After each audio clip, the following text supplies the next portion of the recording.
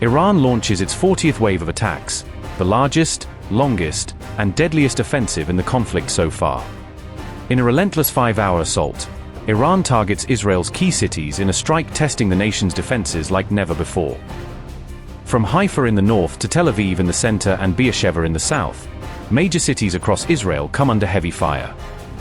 Coordinating with its ally Hezbollah, Iran expands the battlefield as Hezbollah carries out its biggest strike of the war. The Iranian military unleashes Qadr, Emad, Kheibar, and Fattah missiles in yet another wave of powerful and escalating attacks.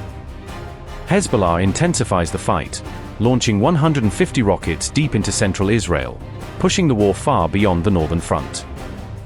Iran said it carried out the 40th wave of its ongoing Operation True Promise 4 campaign during the night of March 11th to 12th, continuing its series of retaliatory strikes in the region.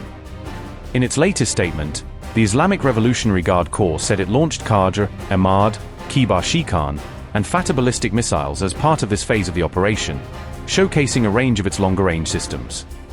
According to Iranian officials, this wave of attacks lasted around 5 hours and was designed to maintain continuous fire while striking more than 50 designated sites across Israeli territory. Iran said the strikes were coordinated with its ally Hezbollah, which it credited with launching drones and rockets simultaneously to hit additional targets and keep pressure on Israeli defenses. The IRGC described this joint assault as a message of resolve, calling it a powerful and unified front directed against both the United States and Israel in response to what it calls ongoing aggression. IRGC in a statement said, and I quote, "The operation was designed to maintain continuous and sustained fire over a 5-hour period. The strikes were conducted jointly with the fighters of Lebanon's Hezbollah resistance movement. This powerful and unified front inflicted painful blows on military bases of the child-killing regime from Haifa in the north, Tel Aviv in the center, and Beersheba in the south of the occupied territories." As Zionist regime media sources themselves have admitted and confirmed, the launch of missiles from Iran has increased noticeably over the past 24 hours, and casualties have risen exponentially.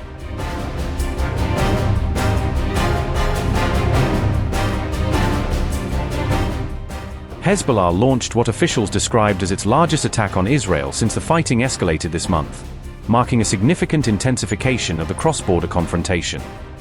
As Iran fired missiles in coordinated strikes, Hezbollah is reported to have launched around 150 rockets toward Israel, underscoring the joint nature of the operation and the scale of the barrage.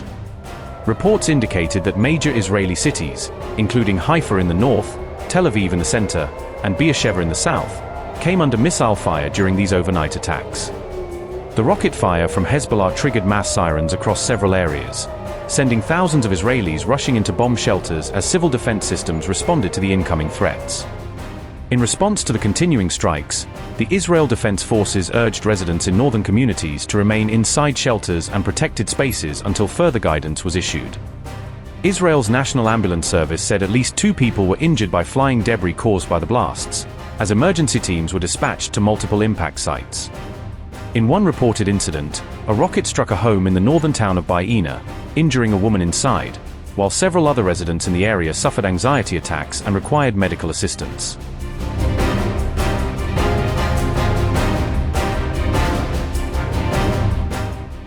Iran's Islamic Revolutionary Guard Corps said it had carried out heavy strikes on what it described as U.S. bases at Jordan's Al-Azraq Air Base and Saudi Arabia's Al-Kharj area as part of its wider campaign. Saudi Arabia's defense ministry reported that its air defenses intercepted and destroyed drones that were heading towards the strategic Shaybah oil field during the latest round of attacks.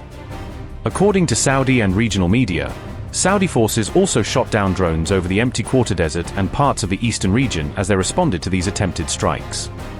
Citing Al Jazeera, reports said the Iraqi armed group Saraya Aliyah al-Dam claimed multiple attacks on U.S. military bases in Iraq, framing them as part of its operations against the American presence. Al Jazeera also reported that a drone strike caused a minor fire at a residential building near Dubai Creek Harbor, with local authorities saying the blaze was quickly contained. Regional reports said 2 oil tankers that had loaded at Iraq's Umm Qasr port were hit in Iraqi waters by an explosive-laden boat, raising fresh concern over shipping security. Iraqi officials quoted in media reports said the boat was of Iranian origin and warned that such tactics pose growing risks to commercial vessels sailing near the Strait of Hormuz and surrounding waters.